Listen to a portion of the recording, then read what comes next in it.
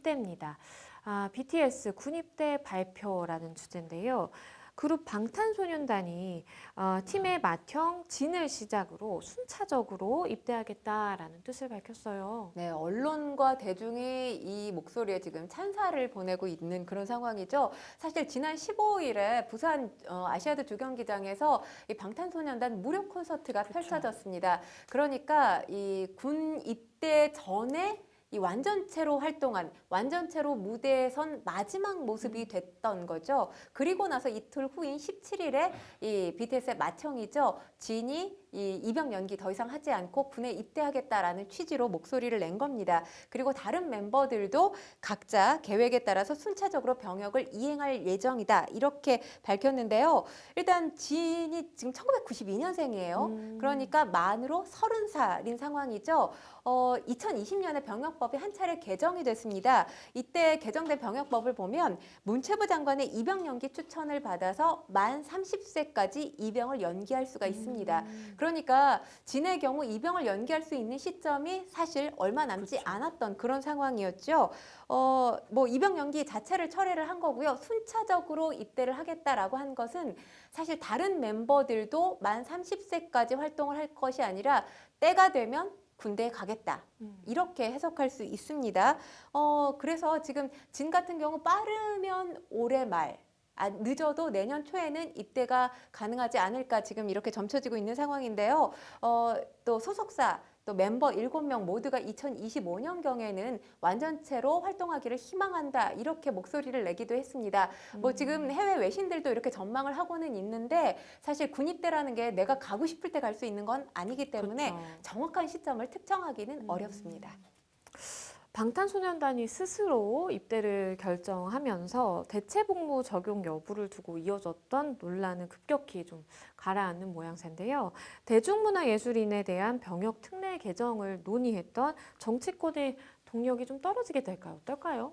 사실 정치권이 이와 관련된 목소리를 냈던 게 2018년에 빌보드 차트 200에서 방탄소년단이 계속해서 1위를 했던 그쵸. 그런 상황이에요. 그때 이제 하태경 의원이 처음으로 목소리를 냈습니다. 왜냐하면 지금 병역 특례 대상을 보면 뭐 올림픽에 나가서 금메달을 따든지 아시안게임에 나가서 금메달을 따든지 그러니까 올림픽 같은 경우는 금은 동메달 모두 해당이 됩니다. 아시안게임 같은 경우는 금메달을 따야 되고요. 그리고 지금 순수예술 분야 같은 경우는 각 분야별로 이 전 세계적으로 공인된 대회들에서 입상을 했을 경우 그리고 국악 같은 경우는 국내에서 공인된 대회들에서 입상을 했을 경우에 이렇게 병역 특례 혜택을 받게 됩니다. 그런데 지금 대중예술과 관련해서는 관련 기준이 없어요. 그런데 그 당시 하태경 의원이 냈던 목소리가 이렇게 방탄소년단이 세계 속에서 한국을 알리고 국위선양을 하고 있는데 병역특례 대상으로 대중음악 분야도 포함시켜야 되는 거 아니냐 이렇게 목소리를 내기 시작하면서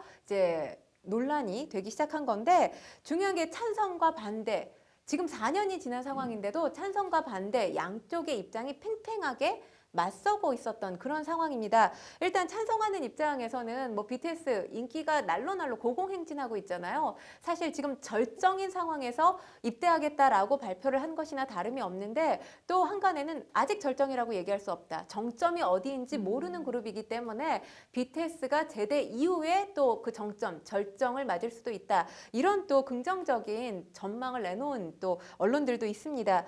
찬성하는 척 BTS 국위 선양하고 있는 것 뭐 부인할 수가 없죠. 그쵸. 그리고 이 국위 선양에는 그들이 지금 음반 활동을 하면서 또 가수 활동을 하면서 벌어들이는 경제적인 수익 이런 것들을 고려하지 않을 수가 없습니다. 이런 차원에서 막대한 수익을 벌어들이고 있는데 당연히 이 대중문화 예술인 역시 병역특례 대상이 돼야 된다. 그러니까 병역특례 대상으로 BTS 포함해야 된다라는 찬성의 목소리가 있나 하면 사실 지금 반대 목소리도 만만치가 않았습니다. 대체 복무를 한다는 것 자체가 사실상 면제에 가깝다라는 거죠. 그렇기 때문에 국방의 의무, 병역 의무라는 건 형평성, 공정성이 기반이 되는 건데 여기에 예외 적용을 할 수 없다. 국방부도 계속 이런 목소리였고요. 정치권에서도 이와 같은 목소리를 냈던 정치인들이 다수 있었습니다. 결국에는 이 논란의 종지부를 찍고 결정을 내린 것, 결론을 내린 것, BTS 당사자가 된 셈입니다. 방탄소년단은 사실 이제 국내에서만 활동하는 그룹이 아니잖아요. 전 세계인데 정말 모르는 사람이 없을 정도로 굉장히 인기가 있는 그룹인데 그렇다 보니까 이렇게 입대한다라고 하는 결정 소식에 외신들도 굉장히 좀 놀랐나 보네요. 미국 MBC 같은 경우는 어떻게 보도를 했냐면 BTS의 미래에 구름이 드리워져 있다. 일단 뭐 완전체로 활동을 할 수 없기 때문에 이렇게 표현을 한 것 같습니다. 한국은 BTS의 병역 관련해서 여론이 분열돼 있었던 상태였다. 이렇게 보도하기도 했고요. 또 블룸버그 통신 같은 경우는 지금 한국 내 여론 대다수가 BTS 병역 의무 예외를 적용해야 한다고 생각하지만 또 병역 예외가 적용되는 경우 논란이 발생할 여지도 있다라고 보도를 했습니다. 왜냐하면 우리나라가 지금 분단 국가잖아요. 그런 상황에서 신체 건강한 남성이라면 누구든지 국방의 의무, 병역 의무를 맞춰야 하는데 여기서 예외가 될 수 없다라는 취지로 이렇게 보도를 한 것 같습니다. 영국 가디언 같은 경우는 지금 피아니스트 조성진 씨 그리고 손흥민 씨 병역 혜택을 받은 점을 언급을 했어요. 그런데 지금 대다수 외신 같은 경우 BTS가 아까도 제가 2020년에 병역법 일부 개정됐다고 말씀을 드렸잖아요. 일부 개정이 되면서 병역을 2년 동안 미룰 수 있었다는 점도 놓치질 않았습니다. 일단 뭐 해외 외신들도 2025년 정도 돼야 완전체의 모습을 볼 수 있다라고 전망을 하고 있습니다. 팬들 입장에서는 굉장히 좀 안타까울 것 같은데 미국 경제 전문지 포춘이 방탄소년단의 입대 소식을 전하면서 한국이 연간 수십억 달러를 벌 기회를 놓치게 됐다라고 평가를 했네요. 그러니까 현대경제연구소에서 내놓은 자료를 인용해서 지금 보도를 한 건데 한국 경제 36억 달러, 우리 돈으로 5조가 넘습니다. 이 이상을 지금 BTS가 기여하고 있다라는 거죠. 이게 26개 중견기업이 벌어들이는 돈의 액수와 거의 맞먹는 규모다라고 지금 목소리를 내고 있는데 한국경제연구소 이 관련 자료를 보면 2017년에 한국을 방문한 이 13명의 외국인 관광객 가운데 한 명은 BTS 때문에 왔다라고 얘기를 하고 있습니다. 그리고 2014년에서 2023년 약 10여 년의 기간이죠. 이 사이에 BTS가 한국 경제에 총 291억 달러 약 41조 원이 넘는 규모입니다. 이 부가가치를 창출할 것이다. 이렇게 내다봤었습니다.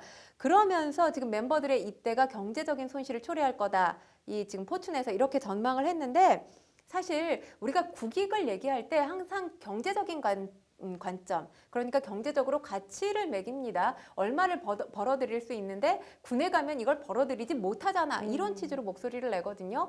근데 국익만 놓고 본다면 사실 꼭 경제적인 개념으로만 국익을 얘기할 수 있느냐. 전 그게 아니라고 생각하는 게 우리나라 이 국민들이 가장 민감하게 받아들이는 이슈 중에 하나가 병역 의무 이슈거든요. 만약에 지금 BTS가 언론 대중으로부터 찬사를 받는 이유는 병역 의무 우리가 하겠다고 얘기를 했고 그 말을 지키겠다.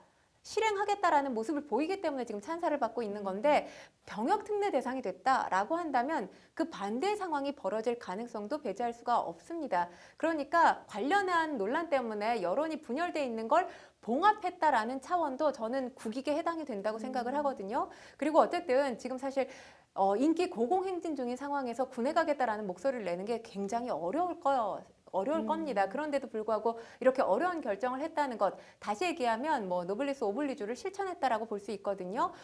이런 세계적으로 위상을 갖고 있는 BTS가 이런 목소리를 냈다는 것 자체가 저는 국익에 부합한 모습을 보여줬다라는 생각이 듭니다. 국방부는요, 방탄소년단이 군복무 중에도 공익 또는 국가적 차원 행사에 참여할 수 있을 것이다 라고 또 이야기를 했네요. 일단 뭐 앞서서 이종섭 국방부 장관이 이 BTS가 국익 차원에서 군복무 중에도 해외 공연이 가능할 것이다 이렇게 밝혔습니다. 그렇기 때문에 뭐 새로운 제도가 도입되지 않겠느냐 이런 그러게요. 또 가능성이 점쳐지기도 했는데 지금도 군복무 중에 공연이 가능한 것으로 알려지고 있습니다. 그렇기 때문에 원칙론을 이 관련 정례 브리핑에서 다시 한번 확인시켜줬습니다. 그렇다면 이 방탄소년단 군입대 결정에 대해서 정치권의 반응은 좀 어떨까요? 사실 정치권은 이슈 부각만 시켰을 뿐이지 지금 이 병역법이 병역 특례 제도가 1973년도에 만들어진 제도거든요. 50년이 된 제도입니다. 여기에 대해서 손을 볼 생각도 하지 않고 계속 병역 특례 줘야 한다, 말아야 한다 이렇게 목소리를 내다가 결국에 문제 해결을 한 건 방탄소년단 본인 스스로였기 때문에 전 여기서 더 이상 정치인들이 목소리 내지 않았으면 좋겠어요. 일단 찬성을 했던 정치인들 같은 경우는 상당히 아쉽지만 결정에 존중한다라고 했지만 안민석 의원 같은 경우는 윤석열 정부에게 토사구팽 당했다. 이런 목소리도 냈거든요. 본인들이 가겠다고 하고 그 가겠다고 한 말 언행일치 약속을 지킨 게 왜 토사구팽인지 묻고 싶습니다. 그러면 마지막으로 방탄소년단의 병역 논란이 이제 종지부를 찍었다라고 좀 볼 수 있을까요?